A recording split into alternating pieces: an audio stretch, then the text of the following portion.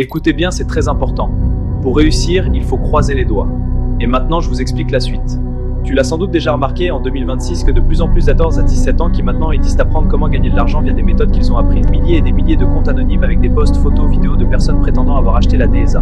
Et le plus fou dans tout ça, c'est que la plupart se volent entre eux du contenu afin de juste faire de l'argent sans rien donner de réelle valeur.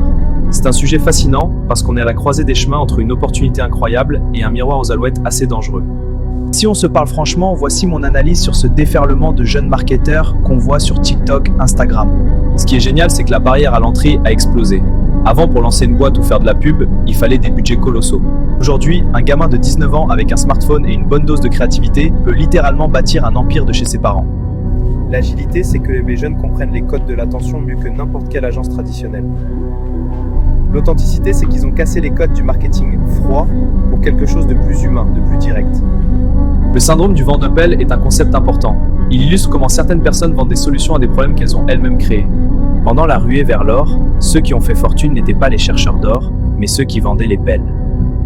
Aujourd'hui, on voit énormément de jeunes qui ne font pas de marketing digital pour vendre un produit réel, mais qui vendent des formations sur comment vendre des formations. C'est un schéma circulaire qui manque cruellement de substance. À mon avis, savoir faire une vidéo virale, ce n'est pas maîtriser le marketing.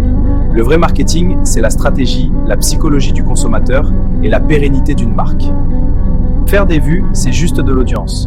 Convertir cette audience en business durable, c'est un autre métier. La pression de la réussite immédiate. On voit des jeunes afficher des Rolex, des voitures de location à Dubaï et des captures d'écran Stripe à 5 chiffres. Ça crée une distorsion de la réalité chez ceux qui regardent. L'anxiété de la lenteur. Si à 22 ans tu n'es pas libre financièrement, tu as l'impression d'avoir raté ta vie. C'est psychologiquement violent. Si à 22 ans tu n'es pas libre financièrement, tu as l'impression d'avoir raté ta vie. C'est psychologiquement violent. Le mépris des études, le discours « l'école ne sert à rien, lance un business de SMMA » est dangereux. L'école apprend à réfléchir, à structurer une pensée. Le marketing digital change tous les 6 mois. Une base intellectuelle solide reste pour la vie. L'économie de l'attention versus l'éthique. On est passé du marketing de la solution au marketing de l'envie. Beaucoup de jeunes utilisent des techniques de manipulation psychologique, comme le FOMO ou le sentiment d'urgence artificielle. Ces suivis très agressifs sont efficaces à court terme, mais ça fatigue le marché et ça détruit la confiance sur le long terme. Je trouve ça admirable de voir cette énergie entrepreneuriale. C'est une génération qui n'attend pas qu'on lui donne sa chance. Mais il y a un tri nécessaire à faire entre ceux qui baptisent la valeur, créateurs de contenu utile, experts SEO, ad pointus, vrais et commerçants. Ceux qui surfent sur le vent, les vendeurs de rêves, les experts autoproclamés après 2 vidéos YouTube. Le marketing digital est un vrai métier, noble et complexe, pas juste un hack pour devenir riche sans travailler. Ah, il y a ceux qui font et il y a ceux qui regardent juste. Mais toi et moi sur cette vidéo, on a quelque chose en commun.